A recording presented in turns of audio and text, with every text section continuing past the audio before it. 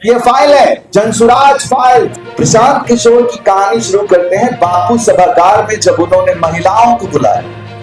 आप सभी मीडिया को याद होगा, नहीं तो आप जाके यूट्यूब से निकाल लीजिए। सिर्फ महिलाएं आई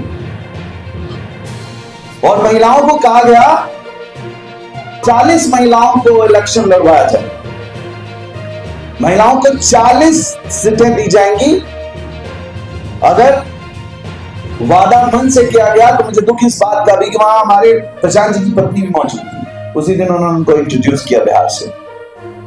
यार, इंसान अपनी पत्नी के सामने भी झूठ नहीं बोलता।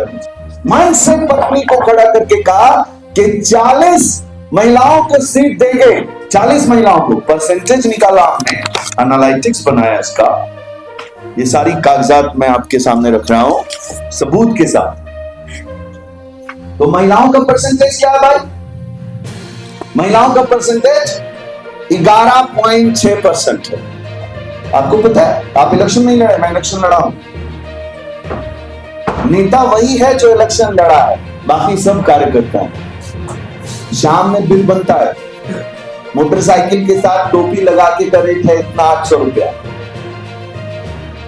मोटरसाइकिल के साथ धोती कुर्ता तिलक लगाया। अगर आप किसके साथ खड़े, मुसलमान के साथ अगर आप पंडित के रूप में खड़े तो रेट ज्यादा है। हिंदू के साथ मुसलमान बनकर खड़े तो रेट ज्यादा है। बाइक वाले नौजवानों का रेट अलग है। मैं इलेक्शन लड़ा हूं, सामने बिल आता कंपनीज का कि इतना इतना बिल है। आप बोले भीड़ लग गई, इतना ज्यादा लोग। अरे भाई, उसमें से 90% लोग पटना से है ही नहीं, बांकीपुर विधानसभा से नहीं है वो लोग जो उनके साथ पीछे खड़े हैं। जाके माइक घुसेड़ के पूछिए कहां से आते हो, आधार कार्ड चेक कीजिए, नहीं मिलेगा। पटना के विधानसभा बांकीपुर के आसपास के सारे होटल बुक हैं। बीजेपी से विधायक रहे, बीजेपी के एमएलसी रहे, बीजेपी के मंत्री रहे, 40% लोग इलेक्शन लड़े जनसुराज से। अलग कैसे हुई? हेलो मुसलमानों, मैं आपसे पूछ रहा हूं, अलग कैसे हुई? हेलो नौजवानों, मैं आपसे पूछ रहा हूं। जेडीयू से मंत्री रहे, जेडीयू से विधायक रहे, जेडीयू से एमएलसी रहे, 33.6% लोग इलेक्शन लड़े जनसुराज से। आरजेडी से 12.9% लोग इलेक्शन लड़े जनसुराज से। मैं युवाओं को नेता बनाऊंगा, कैसा कैसा विचार है भाई। तो मैं ये जानना चाह रहा हूं मेरे इस देश के नौजवानों से कि कोई ऐसा सगा नहीं जिसको इसने ठगा नहीं।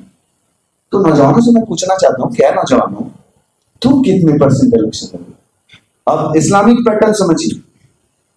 लीडरशिप इस्लाम में कैसे चुनी जाती है? लीडरशिप इस्लाम में ऐसे चुनी जाती है कि हमारे यहां कहा जाता है कि अगर 10 लोग बैठ के मीटिंग कर रहे हैं तो उसका एक अमीर बनाना, पहले एक उसका अध्यक्ष बनाना। प्रशांत जी की लीडरशिप के पीछे जाने वाले लोग इस्लाम की लीडरशिप को नहीं समझ रहे हैं। इस्लामिक लीडरशिप इस बात के लिए नहीं बनी है कि पहले गांव में 5 लड़का उस विधानसभा में कैंपेन करेगा, लीड जनरेट करेगा, 5 लोगों को जो है, भैया आप कहां से हैं? बोला मैं जहानाबाद विधानसभा 216 से। जाइए तैयारी कीजिए। तो तैयारी करें। अवैध संबर जी आप कहां से हैं? 216 विधानसभा से। जाइए तैयारी कीजिए। गुप्ता जी आप कहां से हैं? 216 विधानसभा से हैं। जाइए तैयारी कीजिए। मिश्रा जी आप कहां से हैं?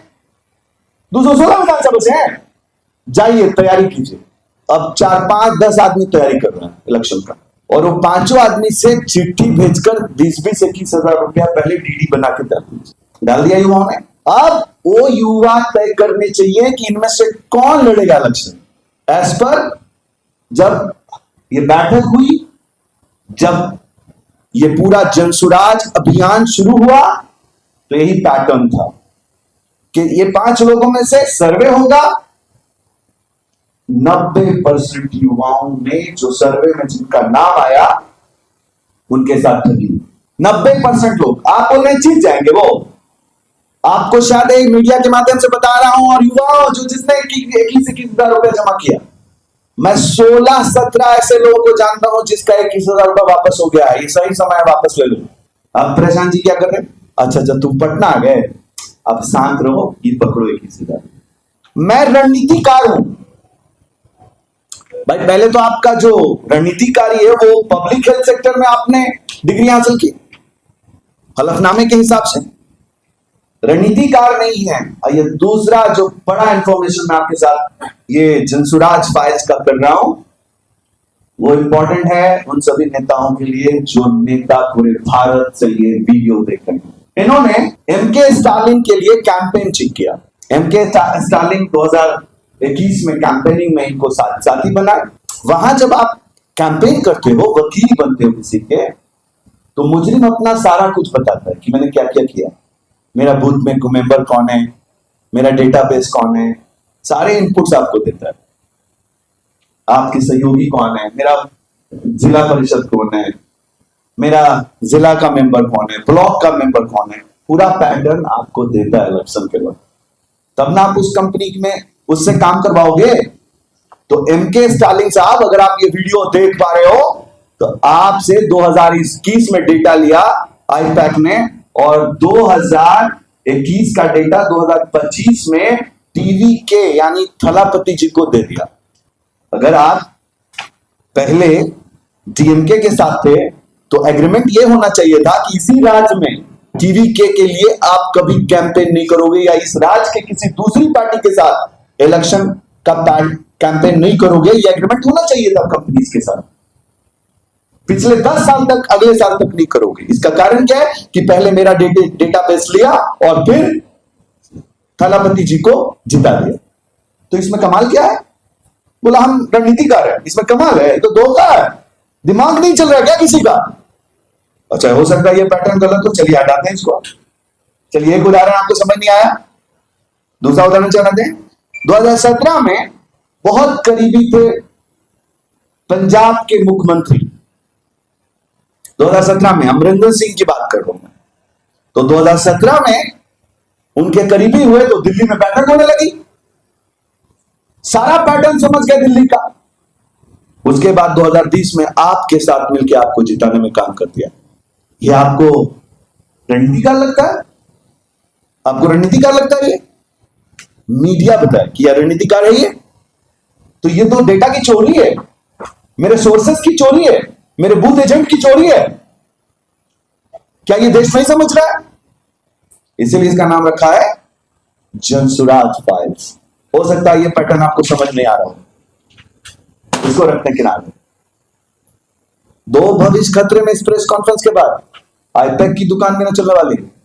और आईपैक अगर चलेगा तो एग्रीमेंट के साथ चलेगा कि जिसके साथ आप इलेक्शन कैंपेन करोगे 10 सालों तक उस राज्य में दूसरे पार्टी विपक्ष के साथ आप कैंपेन नहीं करोगे। अगर ये नेताओं तक पहुंच गया, ये डेटाबेस की चोरी का पैटर्न है। रणनीतिकार कहा जाए या डेटाबेस की चोरी कहा जाए। और ऐसे 6 इलेक्शंस कैंपेन में बैकडोर से क्लेम आया है जिसमें यह साफ जाहिर होता है कि पहले हम नीतीश कुमार जी के घर में बैठे, उसके बाद हमने सारे मंत्रालय को समझा, सारे डेटाबेस को समझा, सारे बूथ एजेंट से मिले और फिर नीतीश कुमार जी के खिलाफ हमने जनसुराज बना दिया। बिहार में पैदा हर बच्चा आपको राजनीति सिखा सकता है। जिसने अपनी मां की कोख से जन्म लिया बिहार की धरती पर, राजनीति सीख कर पैदा होता है बिहार। मुझे मत सिखाओ। ये आवाज थी ना आपकी प्रशांत जी, इसका जवाब आज मिल रहा है आपको। मैं जातिवाद के आधार पर जो टिकट दिए गए वो किस किस पार्टी के नेता कौन कौन थे, ऐसे आपको पैटर्न समझ नहीं आएगा। बोले हम बहुत डिफरेंट है, I am totally different from others. 27 JDU के नेता ट्रांसफर हुए जो पहले कभी जिला परिषद के, कभी 41 बीजेपी के नेता चोरी हुए। मुसलमानों को लुभाने के लिए जो वोट परसेंटेज में टिकट बांटा गया जेडीयू के जरिए, 10% टिकट दिया गया। कैसे भाई, कैसे 10% मांगते हैं आप? तो आप ऐसे चलो, पहले आप समझो, कांग्रेस ने 10 सीटें अगर दी, गौर से समझना इस पैटर्न को, अगर कांग्रेस ने 10 सीटें दी तो हम ऐसे देखेंगे कि प्रशांत की तरह अगर 239 सीटों पर वो इलेक्शन लड़ते तो कांग्रेस कितनी सीटों पर मुसलमानों को टिकट देता? जानते हैं कितने पे देता? 40 पे, जितना मुसलमानों का हक है। तो अगर 239 पे आरजेडी इलेक्शन लड़ती तो कितना टिकट देती?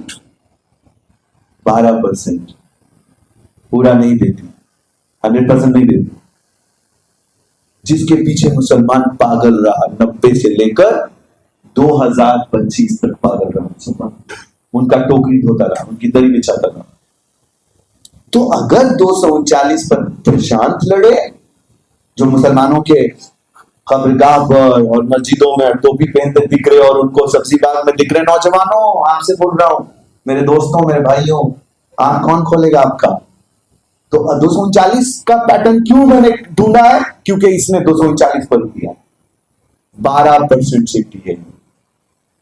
239 पर अगर आरजेडी लड़ती तो ये इक्वल होता प्रशांत के, पर अगर कोई डिफरेंट कर रहा था इसमें तो वो कांग्रेस थी। ये प्रेस कॉन्फ्रेंस किसी पर्टिकुलर पार्टी की आई ओपनिंग के लिए नहीं है, प्रशांत क्या विरोध में है कि ये जो आपको बता रहा है वैसा नहीं है। ये है पैटर्न इसका कि हम गरीब के बेटा को नेता बनते देखना चाहते हैं। तो एक गरीब का बेटा तो जो पहले बूथ इंचार्ज था वो तो नेता बन ही रहा है, तो बनने दो। एक गरीब का बेटा सड़क से उठाकर उसको नेता बनाया जा रहा है तो बनने दो ना। और वो बेटा बन रहा है जो वहीं पैदा हुआ है, वो बेटा बन रहा है जो भी गलियों में सेवक के रूप में काम कर रहा था, वो बेटा बन रहा है जो वहीं रहेगा। तो बिहार की जनता तय करे कि कथनी और करनी में किधर जाना है, आपको तय करना है। पता है ये प्रेस कॉन्फ्रेंस के बाद इस वीडियो के कमेंट में क्या क्या आने वाला है?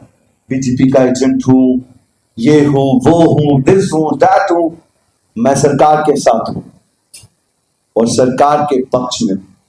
मेरी सरकार ने बिहार का नाम रोशन किया है।